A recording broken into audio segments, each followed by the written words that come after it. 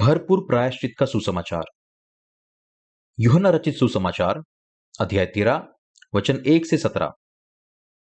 फसह के पर्व से पहले जब यीशु ने जान लिया कि मेरी वह घड़ी आ पहुंची है कि जगत छोड़कर पिता के पास जाऊं, तो अपने लोगों से जो जगत में थे जैसा प्रेम वह रखता था, अंत तक वैसा ही प्रेम रखता था।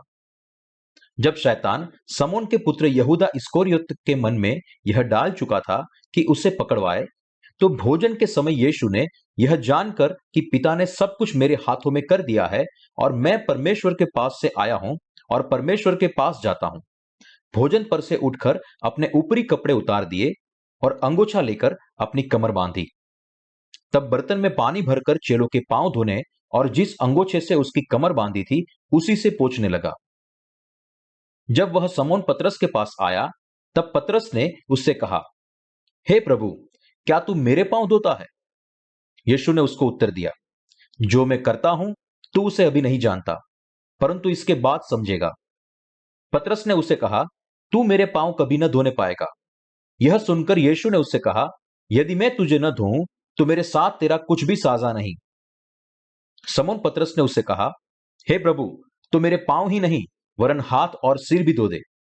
यीशु ने उससे कहा, जो नहा चुका है उसे पांव के सिवाय और कुछ धोने की आवश्यकता नहीं, परंतु वह बिल्कुल शुद्ध है और तुम शुद्ध हो, परंतु सब के सब नहीं। वह तो अपने पकड़वाने वाले को जानता था, इसीलिए उसने कहा, तुम सब के सब शुद्ध नहीं। जब वह उनके पांव धो चुका और अपने कपड़े पहनकर फिर बैठ गया, तो उसने कहने लगा, क्या तुम समझे कि मैंने तुम्हारे साथ क्या किया? तुम मुझे गुरु और प्रभु कहते हो और ठीक ही जानते हो, क्योंकि मैं वही हूं। यदि मैंने प्रभु और गुरु होकर तुम्हारे पांव धोए, तो तुम्हें भी एक दूसरे के पांव धोना चाहिए, क्योंकि मैंने तुम्हें नमूना दिखा दिया है कि जैसा मैंने तुम्हारे साथ किया है, तुम भी वैसा ही किया करो।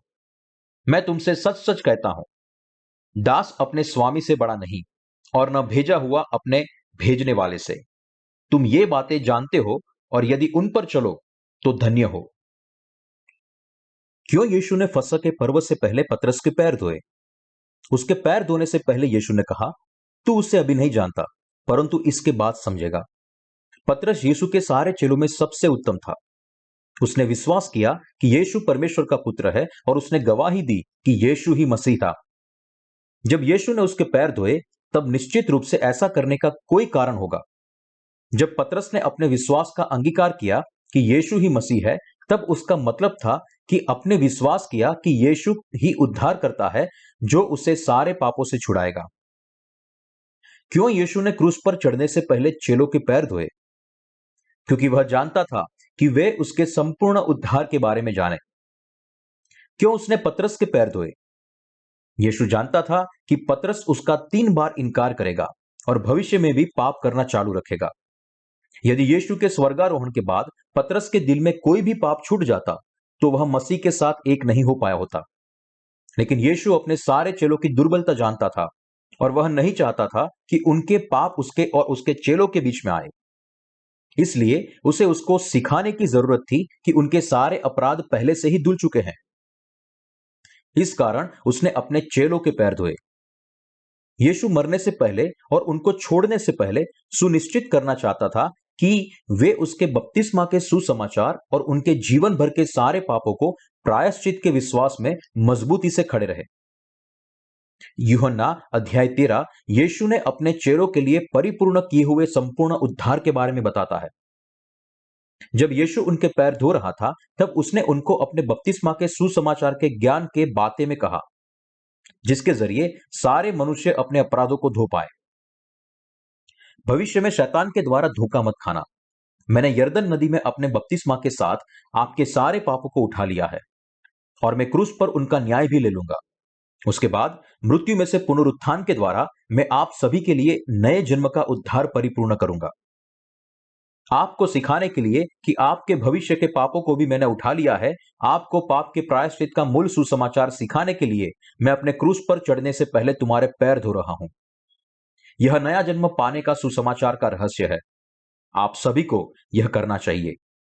हम सबको समझना होगा कि क्यों यीशु ने चेलों के पैर धोए और जानता होगा कि क्यों उसने कहा, कि जो मैं करता हूं तू उससे अभी नहीं जानता, परंतु इसके बाद समझेगा। केवल उसके बाद ही हम नया जन्म पाने के सुसमाचार पर विश्वास करेंगे और नया जन्म पाएंगे। उसने यूहन्ना अध्याय 13 वचन 12 में कहा है, अपराध क्या है? अपराध हमारी दुर्बलता के कारण हम जो पाप करते हैं वो है। वहां क्रूस पे मरा, उसने पहले यीशु ने अपने चेलों के साथ फसह का पर्व मनाया और अपने हाथों से चेलों के पैर धोए, उनको पापों के प्रायश्चित का सुसमाचार भी सुनाया। यूहन्ना अध्याय 13 वचन 3 से 7। यीशु ने यह कहकर कि पिता ने सब कुछ मेरे हाथों में कर दिया है और मैं परमेश्वर के पास से आया हूं और परमेश्वर के पास जाता हूं, भोजन पर से उठ पर उसने ऊपरी कपड़े उतार दिए और अंगोछा लेकर अपनी कमर बांधी। तब बर्तन में पानी भरकर चेलों के पांव धोने और जिस अंगोछे से उसकी कमर बांधी थी उसी से पोंछने लगा। जब वह समौन पतरस के पास आया, तब पतरस ने उससे कहा, हे प्रभु, क्या तू मेरे पांव धोता है? यीशु ने उसको उत्तर दिया, जो मैं करता हूं तू उसे अभी नहीं जानता, परंतु इसके बाद समझेगा। उसने अपने चेलों को बपतिस्मा का सुसमाचार और अपने बपतिस्मा के पानी के द्वारा पापों का प्रायश्चित सिखाया। उस समय यीशु के साथ ईमानदार रहने के लिए पतरस को समझ में नहीं आया कि क्यों प्रभु उसके पैर धो रहे हैं। जब पतरस को वास्तव में समझ में आया कि यीशु ने उसके लिए क्या किया है, उसके बाद यीशु पर उसका विश्वास जो था वो बदल गया। यीशु उसको पापों के प्रायश्चित और अपने बपतिस्मा के पानी के सुसमाचार को सिखाना चाहता था। वह चिंतित था कि शायद पतरस उसके भविष्य के पापों की वजह से उसके पास आने के लिए सक्षम नहीं बनेगा। दूसरे शब्दों में, उसके शरीर के भविष्य के पाप। यीशु ने उनके पैर धोए जिससे शैतान शिष्यों के विश्वास को छीन न पाए। उसके बाद पतरस को समझ में आया कि यह किस लिए हुआ। यीशु ने मार्ग तैयार किया जिससे जो कोई भी उसके बपतिस्मा के पानी और लहू पर विश्वास करेगा, वह अपने पापों से हमेशा के लिए छुटकारा पाएगा। यूहन्ना अध्याय 13 में जब वह अपने चेलों के पैर धो रहा था, उस समय का वार्तालाप दर्शाया गया है। वह शब्द बहुत ही महत्वपूर्ण थे और केवल नए जन्म पाए हुए लोगों को ही सच्ची रीति से समझ में आ सकते हैं। फसह के पर्व के बाद यीशु ने अपने चेलों के पैर धोए। उसके पीछे का रहस्य यह था कि वह उनको एहसास कराना चाहता था कि उसने उनके जीवन भर के पापों को धो दिया है। यीशु ने कहा, जो मैं करता हूं तू उसे अभी नहीं जानता, परंतु इसके बाद समझेगा। यह शब्द अनंत छुटकारे के सत्य से भरे हुए थे जो पतरस को कहे गए थे। हम सभी को यीशु के बपतिस्मा के बारे में जानना चाहिए और विश्वास करना चाहिए, जिसने हमारे सारे पापों को और अपराधों को धो दिया है। यरदन नदी में यीशु का बपतिस्मा दोनों हाथ उसके ऊपर रखने के द्वारा सारे पापों को उसके ऊपर डालने का सुसमाचार था। हम सभी को यीशु के वचन के ऊपर विश्वास करना चाहिए।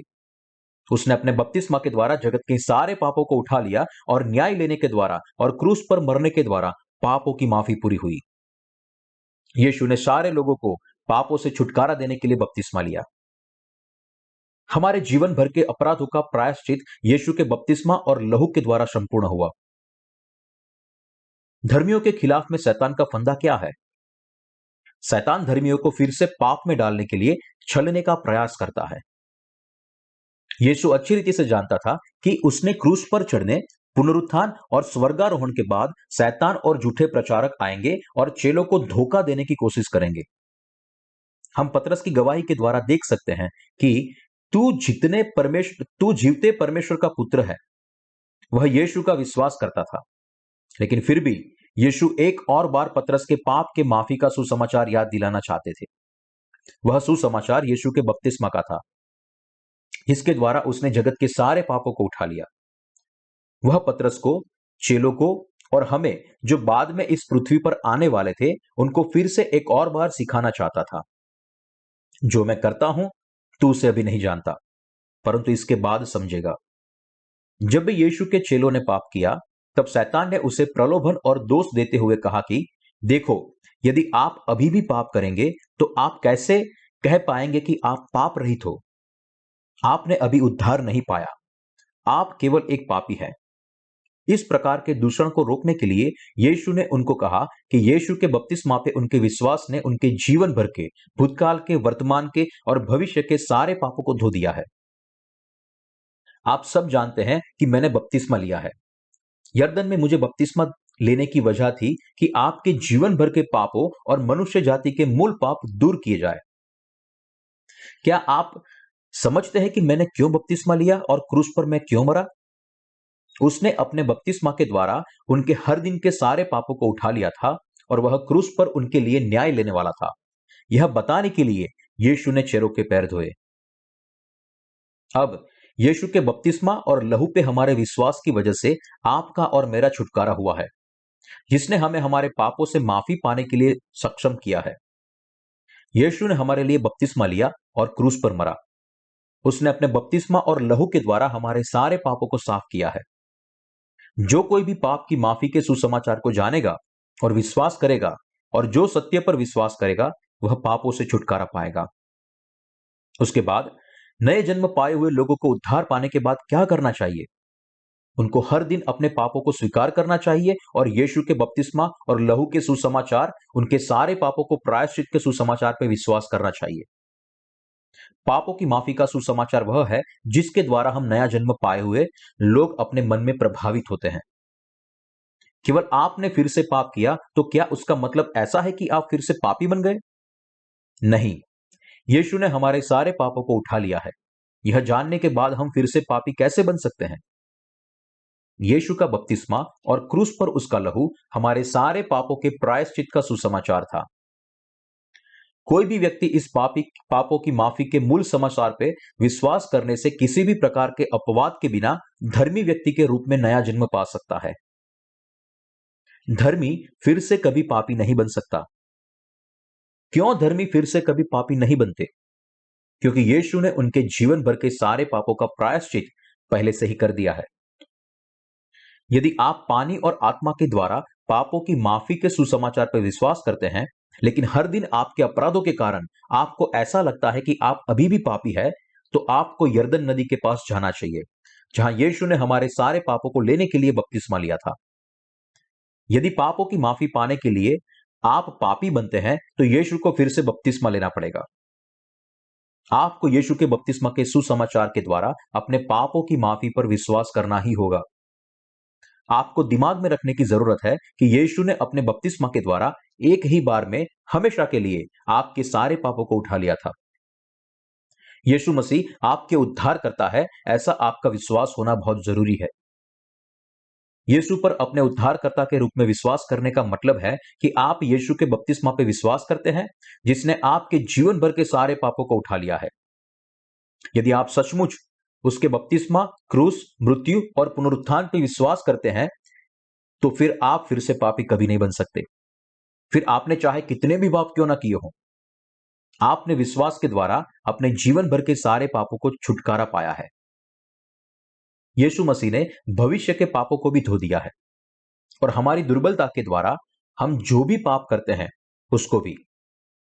यीशु ने अपने बपतिस्मा को महत्व देने के लिए उसने अपने बपतिस्मा यानी कि पापों की माफी के सुसमाचार के चिन्ह के रूप में चेलों के पैर धोए।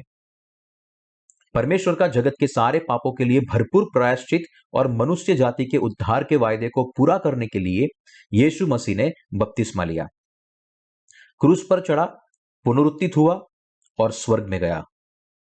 परिणाम के तौर पर उसके चेले अपने जीवन के अंत तक पापों की माफी, यीशु के बपतिस्मा, क्रूस और पुनरुत्थान के सुसमाचार का प्रचार करने के लिए काबिल बने। पतरस के शरीर की दुर्बलता। क्यों पतरस ने यीशु का इनकार किया? क्योंकि वह दुर्बल था। बाइबल हमें बताती है कि जब पतरस का सामना महायाजक काइफा के सेवकों से होता है और उस पर दोष लगाया गया कि वह भी यीशु के चेलों में से एक है, तब उसने 2 बार इनकार किया और कहा, नहीं, मैं उस मनुष्य को नहीं जानता। फिर तीसरी बार शपथ खाकर उसने इनकार किया। आइए हम मत्ती रचित सुसमाचार अध्याय 26 वचन 69 में से एक भाग को पढ़े। पतरस बाहर आंगन में बैठा हुआ था कि एक दासी उसके पास आई और कहा, तू भी यीशु गलीली के साथ था। उसने सबके सामने यह कहते हुए इनकार किया, मैं नहीं जानता तू क्या कह रही है। जब वह बाहर डेवड़ी में गया तो दूसरी दासी ने उसे देखकर उनसे जो था वो कहा, यह भी तो यीशु नासरी के साथ था। उसने शपथ खाकर फिर इनकार किया, मैं उस मनुष्य को नहीं जानता। थोड़ी देर बाद लोगों ने जो वहां खड़े थे पतरस के पास आकर उससे कहा, सचमुच तू भी उनमें से एक है, क्योंकि तेरी बोली तेरा भेद खोल देती है। तब वह धिक्कारने और शपथ खाने लगा, मैं उस मनुष्य को नहीं जानता, और तुरंत मुर्ग ने बांग दी। तब पतरस को यीशु की कही हुई बात स्मरण हो गई, मुर्ग के बांग देने से पहले तू 3 बार मेरा इनकार करेगा। और वह बाहर आकर फूट फूट कर रोया। पतरस वास्तव में यीशु पर विश्वास करता था और विश्वास योग्यता से उसके पीछे चलता था। उसने विश्वास किया था कि यीशु मसीह उसके उद्धार करता है और आने वाला भविष्यवक्ता है। लेकिन जब पतरस को काइफा के सामने ले जाया गया और यीशु के साथ उसका संबंध था, इस बात को लोगों के सामने बताने में उसे खतरा लगा, तब उसने उनके सामने यीशु का इनकार कर दिया। पतरस नहीं जानता था कि वह यीशु का इनकार करेगा, लेकिन यीशु जानता था कि वह करेगा। यीशु पतरस की दुर्बलता को बखूबी जानता था। इसलिए यीशु ने पतरस के पैर धोए और उसके मन में उद्धार के सुसमाचार को लिख दिया, जिसे यूहन्ना 13 में लिखा है, तू भविष्य में पाप करेगा, लेकिन मैंने तेरे पापों को धो दिया है। जब पतरस की जान को खतरा था, तब उसने यीशु का इनकार किया, लेकिन वह शरीर की दुर्बलता थी जिसने उससे वह करवाया। इसलिए अपने चेलों को भविष्य के सारे अन्यायों से बचाने के लिए यीशु ने पहले से ही उनके पैर धोए थे। मैं आपके भविष्य के पापों को भी मिटा दूंगा। मुझे क्रूस पर लटकाया जाएगा, क्योंकि मैंने बपतिस्मा लिया था और आपके सारे पापों को उठा लिया था, और आप सबका सच्चा उद्धारकर्ता बनने के लिए मुझे उसका मूल्य चुकाना पड़ेगा। मैं आपका परमेश्वर हूं, आपका उद्धारकर्ता। आप सबके पापों के लिए मैं उसका मूल्य चुकाऊंगा, और मेरे बपतिस्मा और लहू के द्वारा मैं आपका चरवाहा बनूंगा। मैं आपके उद्धार का चरवाहा हूं। इस सत्य को उनके दिलों में निश्चित रूप से बोने के लिए यीशु ने फसह के पर्व से पहले चेलों के पैर धोए। यह सुसमाचार का सत्य है। नया जन्म पाने के बाद भी हमारा शरीर कमजोर है, इसलिए हम फिर से पाप करेंगे। निश्चित रूप से हमें पाप नहीं करने चाहिए, लेकिन जब हम पतरस की तरह समस्याओं का सामना करते हैं, तब हम पाप करना नहीं चाहते फिर भी पाप करते हैं। हम शरीर में जी रहे हैं, इसलिए कई बार हम अपने पापों की वजह से नाश की ओर जाते हैं। जब तक हम इस संसार में हैं, तब तक हमारा शरीर पाप करेगा, लेकिन यीशु ने वो सारे पाप अपने बपतिस्मा और क्रूस के लहू के कारण मिटा दिए हैं। हम यीशु का अपने उद्धारकर्ता के रूप में इनकार नहीं करते, लेकिन जब हम इस शरीर में जीते हैं, तब हम परमेश्वर की मर्जी के विरोध में पाप करना जारी रखते हैं। वह इसलिए कि हमने शरीर में जन्म लिया है। यीशु अच्छी रीति से जानता था कि हम शरीर में जी रहे हैं, इसलिए हम पाप करेंगे। इसलिए यीशु ने अपने बपतिस्मा और लहू के द्वारा पापों की कीमत चुका के हमारा उद्धारक बना। जो उसके उद्धार और पुनरुत्थान पर विश्वास करता है, उनके पापों को यीशु दूर करता है। इसलिए चारों सुसमाचार यूहन्ना बपतिस्मा देने वाले के द्वारा यीशु के बपतिस्मा से आरंभ होते हैं। मनुष्य के तौर पर उसके जीवन का उद्देश्य यह था कि वह नए जन्म का सुसमाचार, यानी कि उद्धार के सुसमाचार को परिपूर्ण करे। हम कब तक शरीर में पाप करते रहेंगे? मृत्यु के दिन तक हम पाप करते रहेंगे।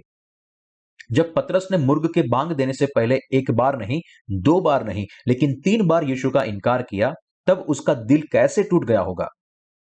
उसे कितनी शर्म आई होगी। उसने यीशु के आगे शपथ खाई थी कि वह उसका इनकार नहीं करेगा। उसने अपने शरीर की दुर्बलता के कारण पाप किया था, लेकिन जब पतरस अपनी कमजोरी के कारण 1 बार नहीं, लेकिन 3 बार यीशु का इनकार करते समय उसके दिल की क्या हालत हुई होगी। जब यीशु ने पतरस की ओर दया से देखा, तब उसे कितनी शर्म आई होगी। लेकिन यीशु यह सब जानता था, इसलिए उसने कहा, मैं जानता हूं कि तू बार बार पाप करेगा, लेकिन मैंने तेरे सारे पापों को मेरे बपतिस्मा के जरिए ले लिया है। शायद तेरे पाप तुझे ठोकर खिलाए और तुझे फिर से पापी बनाए। शायद तुझे मेरे पास वापस आने के लिए वो असंभव कर दे। बपतिस्मा लेने के द्वारा और तेरे सारे पापों का न्याय लेने के द्वारा मैं तेरा संपूर्ण उद्धारकर्ता बना हूं। मैं तेरा परमेश्वर बना हूं, तेरा चरवाहा। तू निरंतर शरीर के पापों को करता रहेगा, फिर भी मैं तुझे प्रेम करना जारी रखूंगा। मैंने पहले से ही तेरे सारे अन्यायों को धो दिया है। पाप की माफी का सुसमाचार हमेशा के लिए असरकारक है। तेरे लिए मेरा प्रेम हमेशा के लिए है। यीशु ने चेलों को कहा, यदि मैं तुझे न धोऊं तो मेरे साथ तेरा कुछ भी साझा नहीं। यूहन्ना 13 में वह इस सुसमाचार को बोला, उसका कारण यह था कि लोगों के लिए पानी और आत्मा के द्वारा नया जन्म पाना आवश्यक था। क्या आप यह विश्वास करते हैं? वचन 9 में समौन पतरस ने उससे कहा, हे प्रभु, तू मेरे पांव ही नहीं वरन हाथ और सिर भी धो दे। यीशु ने उससे कहा, जो नहा चुका है उसे पांव के सिवाय और कुछ धोने की आवश्यकता नहीं, परंतु वह बिल्कुल शुद्ध है। प्रिय मित्रों, क्या आप भविष्य में शरीर के पाप करेंगे या नहीं करेंगे? आप निश्चित रूप से करेंगे। लेकिन यीशु ने कहा कि उसने पहले से ही आपके बपतिस्मा और लहू के द्वारा भविष्य के सारे पापों को और शरीर के अन्यायों को साफ किया, और वह क्रूस पे चढ़ा। उससे पहले उसने अपने शिष्यों को सत्य के वचन प्रायश्चित का सुसमाचार कहा। जब हम अपने शरीर में कमजोरियों के साथ जीते हैं तब हम पाप करते हैं। यीशु ने अपने बपतिस्मा के द्वारा जगत के सारे पापों को धो दिया। उसने केवल हमारा सिर और शरीर नहीं धोया, लेकिन हमारे पैर भी धोए, जो भविष्य के पाप है। यह नया जन्म पाने का यानी कि यीशु के बपतिस्मा का सुसमाचार है। यीशु ने बपतिस्मा लिया, उसके बाद यूहन्ना बपतिस्मा देने वाले ने गवाही दी, जो यूहन्ना रचित सुसमाचार 1 अध्याय 29 वचन में लिखा है। देखो, यह परमेश्वर का मेमना है जो जगत का पाप उठा ले जाता है। हमें विश्वास करना चाहिए कि यीशु के बपतिस्मा के द्वारा जगत के सारे पाप उसके ऊपर डाले गए और वह सारे धुल गए। जब हम इस पापी संसार में जी रहे हैं तब हम पाप करते हैं। यह एक वास्तविक सच है।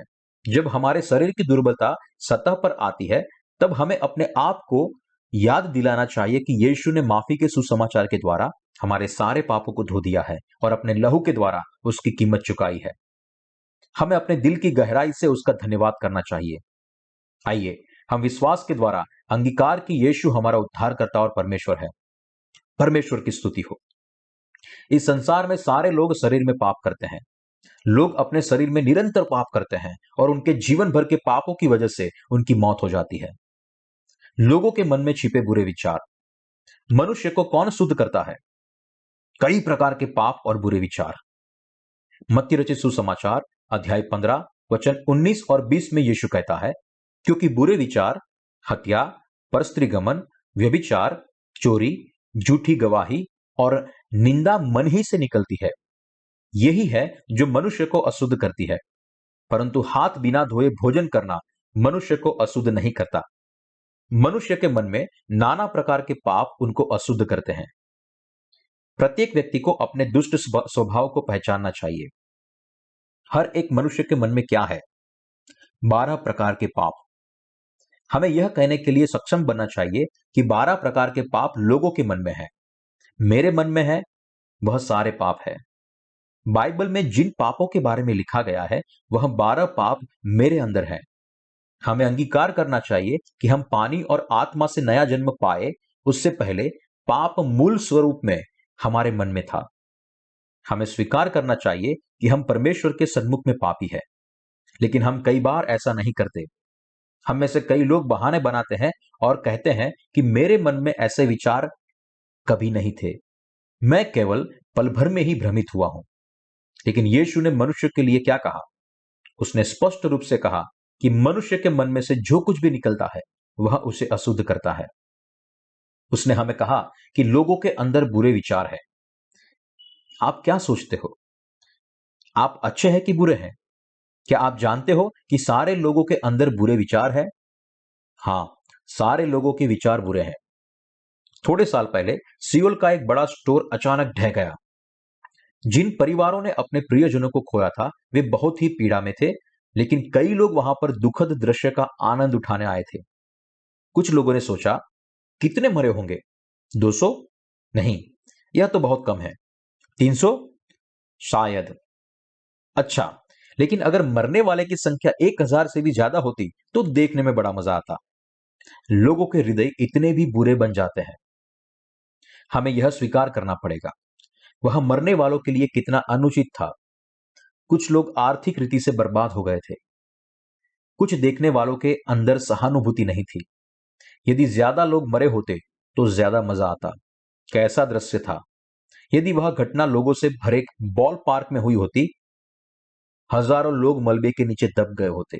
क्या ऐसा नहीं होता? अरे हां, निश्चित रूप से वह इससे भी ज्यादा रोचक होता। शायद कुछ लोगों ने इस प्रकार से सोचा होता, यही घटना कार अकस्मात के बारे में भी सुनाई पड़ती है। जिज्ञासु प्रेक्षक इन छोटे अकस्मातों से निराश हो जाएंगे। हम सभी लोग जानते हैं कि कई बार हम कैसे बुरे बन जाते हैं।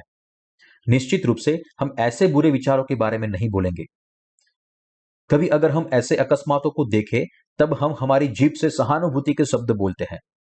जब तक वह हमारे हित के विरोध में नहीं जाता, तब तक हम ऐसे भयानक घटनाओं को देखने की इच्छा रखते हैं जिसमें हजारों लोगों की मौत होती है। इसी रीति से लोगों के हृदय कार्य करते हैं।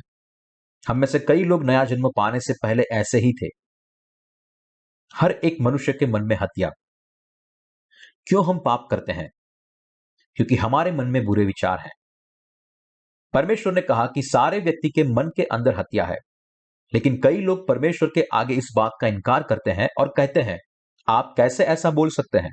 मेरे दिल में कोई भी हत्या करने का विचार नहीं है। आप कैसे मुझे ऐसे व्यक्ति में गिन सकते हैं? वे कभी भी अंगीकार नहीं करेंगे कि उनके दिल में हत्या करने का विचार है। वे मानते हैं कि खूनी उससे अलग नस्ल के होते हैं। दूसरे दिन अखबार में आता है कि एक व्यक्ति ने झुंड के साथ मिलकर लोगों की हत्या कर दी और उनको उनके ही तहखाने में जला दिया। और ये व्यक्ति जो करते हैं उसको हत्यारा कहा जाता है। वे अलग नस्ल के होते हैं। मैं उनके जैसा कभी नहीं बन सकता। वे बदमाश हैं, खूनी हैं, वह अपराधियों के ऊपर चिल्लाते हैं। वह शैतान से जन्मे हैं। उनका पृथ्वी के ऊपर से नाश होना चाहिए। उन सभी को मृत्युदंड होना चाहिए। लेकिन दुर्भाग्य से हत्या करने का विचार क्रोध से भरे हुए लोगों के दिल में है और हत्यारों के दिल में भी है। परमेश्वर हमें कहता है कि सारे लोगों के हृदय में पाप है। हमें परमेश्वर के वचन को स्वीकारना चाहिए, जो हमारे मन के अंदर छिपी बातों को भी जानता है। इस तरह हमें कबूल करना चाहिए कि मैं पापी हूं और मेरे मन में हत्या है। हां, परमेश्वर ने हमें कहा है कि सारे लोगों के मन में हत्या के साथ दूसरे भी बुरे विचार हैं। आइए परमेश्वर के विचारों का स्वीकार करें। जैसे पीढ़ी दुष्ट बनती जाती है, वैसे ही व्यक्ति की सुरक्षा के साधन हत्या करने के साधन में बदलती जाते हैं। यह हमारे मन में रहे हत्या करने के विचार का परिणाम है। आप क्रोध के कारण या भय के कारण हत्या कर सकते हैं।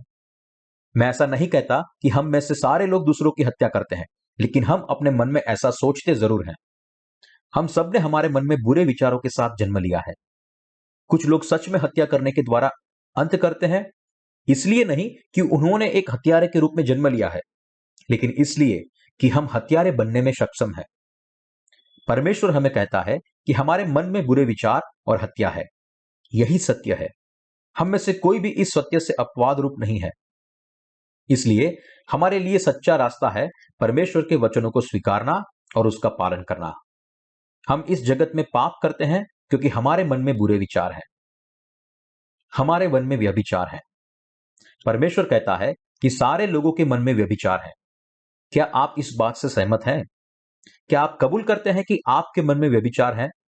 हां, सारे लोगों के मन में व्यभिचार है। इसीलिए हमारे समाज में वेश्यावृत्ति और ऐसे यौन अपराध पनपते हैं। यह मनुष्य इतिहास के हर समय में पैसा कमाने का एक तरीका रहा है। दूसरे व्यवसाय को शायद आर्थिक मंदी सहन करनी पड़ती है, लेकिन इस तिरस्कृत व्यवसाय को ज्यादा सहना नहीं पड़ता, क्योंकि सारे मनुष्य के मन में व्यभिचार है। पापियों का फल पाप ही होता है। मनुष्य तुलना में किसके जैसा है? एक ऐसे वृक्ष के जैसा जो केवल पाप का फल देता है। जैसे सेब का पेड़ सेब का फल देता है, नाशपाती का पेड़ नाशपाती का, खजूर का पेड़ खजूर का, वैसे ही हम जिन्होंने अपने मन में 12 प्रकार के पापों के साथ जन्म लिया है, वह पाप का ही फल देंगे। यीशु ने कहा कि मनुष्य के मन में से जो कुछ भी निकलता है, वह उसे अशुद्ध करता है। क्या आप सहमत हैं? हम केवल यीशु के वचनों के साथ सहमत हो सकते हैं और कहे, हां, हम सांप के वंशज हैं, कुकर्म करने वाले हैं। हां प्रभु, आप ज्योति हैं। हां, हमें अपनी बुराइयों को स्वीकार करना चाहिए। हमें परमेश्वर के सन्मुख सत्य को कबूल करना चाहिए। जैसे यीशु ने परमेश्वर की इच्छा को माना, वैसे ही हमें भी परमेश्वर के वचनों को स्वीकार करना चाहिए और पालन करना चाहिए। केवल इसी रीति से हम पानी और आत्मा के द्वारा उद्धार पा सकते हैं। यह परमेश्वर की ओर से भेंट है। मेरा देश 4 ऋतुओं से आशीषित है। जैसे ऋतु बदलती जाती है, वैसे कई प्रकार के पेड़ अपने फलों को देते हैं। इसी रीति से हमारे दिल में रहे 12 प्रकार के पाप जो है वो हमें पकड़ के रखते हैं और निरंतर हमें पाप करने की ओर लेकर जाते हैं। आज शायद हत्या ने आपके हृदय में पकड़ जमाई है और कल शायद व्यभिचार पकड़ जमाएगा। फिर दूसरे दिन बुरे विचार, उसके बाद परस्त्रीगमन, चोरी, झूठी गवाही और बहुत कुछ। हम पूरे साल के दौरान हर महीने, हर दिन, हर घंटे पाप करना जारी रखते हैं। हमारा एक भी दिन बिना पाप किए हुए नहीं बीतता। हम अपने आप शपथ खाना जारी रखते हैं कि अब हम ऐसा नहीं करेंगे, लेकिन हम पाप किए बिना नहीं रह सकते, क्योंकि हम इसी रीति से जन्मे हैं। क्या आपने कभी ऐसा देखा है कि सेब के पेड़ ने सेब का फल देने से मना कर दिया, क्योंकि वह पेड़ फल देना नहीं चाहता? मैं सेब का फल देना नहीं चाहता। यदि वह फल ना देने का निर्णय भी कर ले, तब भी वह सेब का फल देने से चूकता नहीं। फूल अनिवार्य रीति से वसंत में खिलते हैं। सेब गर्मी के मौसम में पकते हैं और खाने के लिए तैयार हो जाते हैं। यह प्रकृति का नियम है और पापियों के जीवन को भी प्रकृति का यही नियम मानना चाहिए। पापी पाप का फल देते हैं। यीशु का बपतिस्मा और क्रूस हमारे पापों के प्रायश्चित के लिए था। यीशु के प्रायश्चित का मतलब क्या है? वह यीशु के बपतिस्मा और उसके लहू के द्वारा पापों की कीमत चुकाना है। आइए हम पापी यानी कि कुकर्म करने वालों के वंश परमेश्वर के सन्मुख पापों के प्रायश्चित किस रीति से कर सकते हैं और अपना जीवन आनंद से कैसे जी सकते हैं, यह ढूंढने के लिए बाइबल का एक भाग पढ़ें। यह पापों के प्रायश्चित के लिए सुसमाचार है।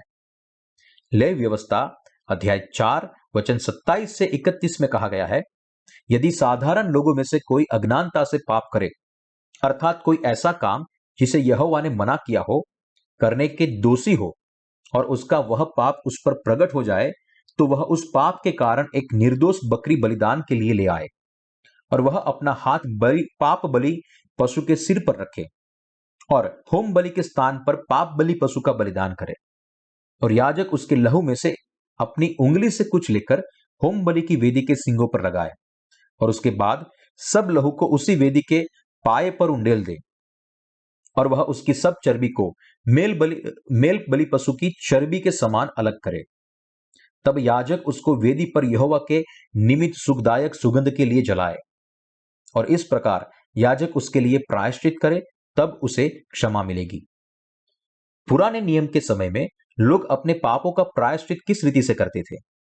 सबसे पहले वे पाप बलि के सिर पर अपने दोनों हाथ रखते थे और अपने पापों को उसके ऊपर डालते थे। लेवी व्यवस्था अध्याय 1 वचन 2 से 4 में लिखा है, इस्राएलियों से कहा कि तुम में से यदि कोई मनुष्य यहोवा के लिए पशु का चढ़ावा चढ़ाए, तो उसका बलि पशु गाय बैलों अथवा भेड़ बकरियों में से एक का हो। यदि वह गाय बैलों में से होम बलि करे, तो निर्दोष नर मिलाप वाले तंबू के द्वार पर चढ़ाए कि यहोवा उसे ग्रहण करे। वह अपना हाथ होम बलि पशु के सिर पर रखे और वह उसके लिए प्रायश्चित करने को ग्रहण किया जाएगा। जब उस युग के व्यक्ति को अपने दिल में पापों का एहसास होता था, तब उसे पाप बलि को तैयार करना पड़ता था, जो पापों की माफी के लिए उपयोग में लिया जाता था। उसने किए हुए पापों को पाप बलि के ऊपर डालने के लिए उसे उसके सिर पर हाथ रखना पड़ता था। पवित्र तंबू के आंगन में होम बलि की वेदी थी। वह पिटारे जैसे आकार की थी, मंच के टेबल से थोड़ी दूर, और उसके चारों कोने में सींग थे। इज़राइल के लोग पाप बलि के सिर पर अपने पापों को डालने के द्वारा और उसका मांस होम बलि की वेदी के ऊपर जलाने के द्वारा अपने पापों का प्रायश्चित करते थे। परमेश्वर ने लोगों के लिए व्यवस्था की किताब में कहा है कि वह अपनी इच्छा से उसे मिलाप वाले तंबू के दरवाजे के पास यहोवा के सन्मुख में लाए। जब वे उनके सिर पर हाथ रखते थे, तब उनके पाप बलि के ऊपर डाले जाते थे और बाद में बलि की गर्दन काट कर उसे उसके लहू को होम बलि के सींगों पर चढ़ाता था। उसके बाद बलि के शरीर के अंदर के भाग को साफ किया जाता था और उसके मांस के टुकड़े किए जाते थे, और जब तक भस्म ना हो जाए तब तक उसे होम बलि की वेदी पर जलाया जाता था। फिर उनके पापों के लिए मांस की सुगंध परमेश्वर को अर्पण की जाती थी। इस रीति से वे अपने हर दिन के पापों का प्रायश्चित करते थे। परमेश्वर के उनके वार्षिक पापों के लिए दूसरे प्रायश्चित के बलिदान की अनुमति दी थी। वह हर दिन के प्रायश्चित के बलिदान से अलग था।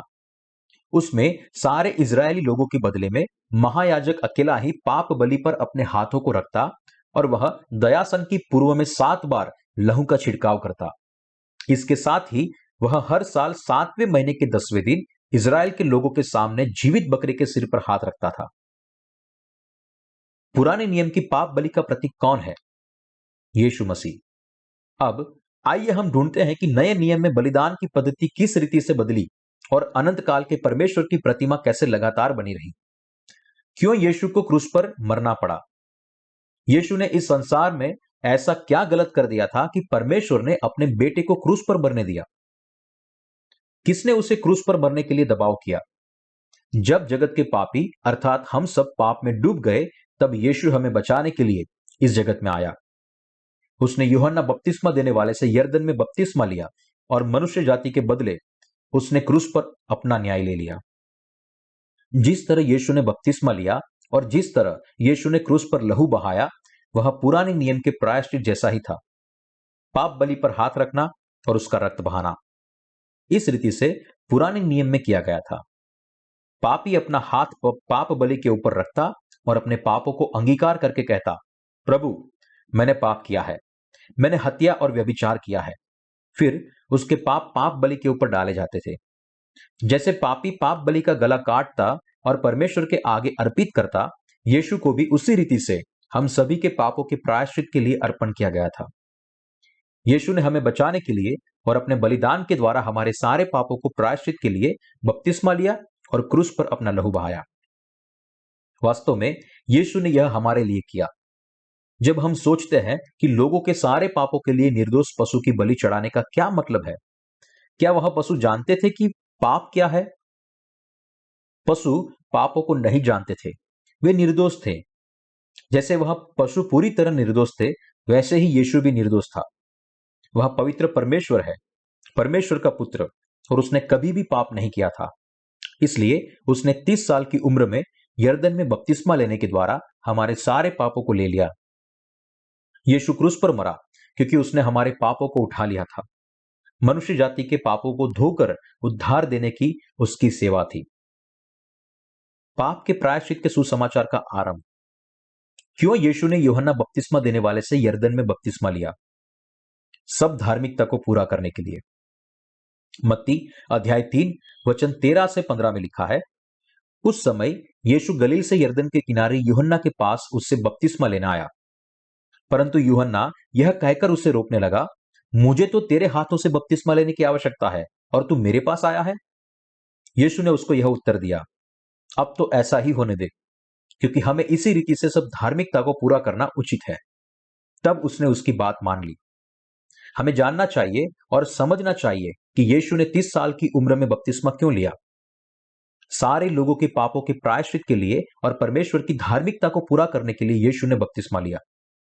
सारे लोगों को अपने पापों से बचाने के लिए यीशु मसीह ने, जो निर्दोष था, उसने यूहन्ना बपतिस्मा देने वाले से बपतिस्मा लिया। इस तरह उसने जगत के पापों को उठा लिया और सारे मनुष्य के पापों के प्रायश्चित के लिए अपना बलिदान दिया। पाप से उद्धार पाने के लिए हमें संपूर्ण सत्य को जानना पड़ेगा और उसके ऊपर विश्वास करना पड़ेगा। उसके उद्धार पर विश्वास करना और उद्धार को पाना हमारे ऊपर है। यीशु के बपतिस्मा का मतलब क्या है? वह पुराने नियम के हाथ रखने जैसा ही है। पुराने नियम में बलि के सिर पर महायाजक के हाथ रखने के द्वारा सारे लोगों के पाप बलि के ऊपर डाले जाते थे। इसी रीति से नए नियम में अपने आप को पाप बलि के रूप में प्रस्तुत करने और यूहन्ना बपतिस्मा देने वाले से बपतिस्मा लेने के द्वारा यीशु ने जगत के पापों को उठा लिया। यूहन्ना बपतिस्मा देने वाला पृथ्वी के सारे मनुष्यों में सबसे बड़ा था। परमेश्वर के द्वारा स्थापित मनुष्य जाति का प्रतिनिधि। मनुष्य के प्रतिनिधि के रूप में मनुष्य का महायाजक ने यीशु पर अपने हाथ रखे और जगत के पाप उस पर डाले। बपतिस्मा का मतलब है स्थानांतरित करना, गाड़ना और साफ होना। क्या आप जानते हैं कि यीशु इस जगत में क्यों आया और क्यों यूहन्ना बपतिस्मा देने वाले से बपतिस्मा लिया? क्या आप यीशु के बपतिस्मा के अर्थ को समझकर उस पर विश्वास करते हैं? यीशु ने बपतिस्मा ने हमारे यानी कि कुकर्म करने वालों के वंशज के जीवन भर के पापों को इसलिए उठा लिया है। यूहन्ना बपतिस्मा देने वाले ने हमारे सारे पापों के प्रायश्चित के सुसमाचार की पूर्ति के लिए यीशु को बपतिस्मा दिया। मत्ती अध्याय 3 वचन 3 से 17 में शुरुआत उस समय शब्द से होती है और वह यीशु के बपतिस्मा के समय को दर्शाता है। वह समय जब जगत के सारे पापों को उस पर डाला गया। उस समय यीशु ने मनुष्य के सारे पापों को ले लिया, 3 साल बाद क्रूस पर मरा और तीसरे दिन पुनरुत्थित हुआ। जगत के सारे पापों को धोने के लिए उसने एक ही बार हमेशा के लिए बपतिस्मा लिया, एक ही बार हमेशा के लिए क्रूस पर मरा और एक ही बार हमेशा के लिए मृत्यु से पुनरुत्थित हुआ। जो परमेश्वर के सन्मुख अपने पापों से छुटकारा पाना चाहते हैं, उनके लिए उसने जगत के सारे पापों को उठा लिया और एक ही बार हमेशा के लिए उनको उद्धार दिया।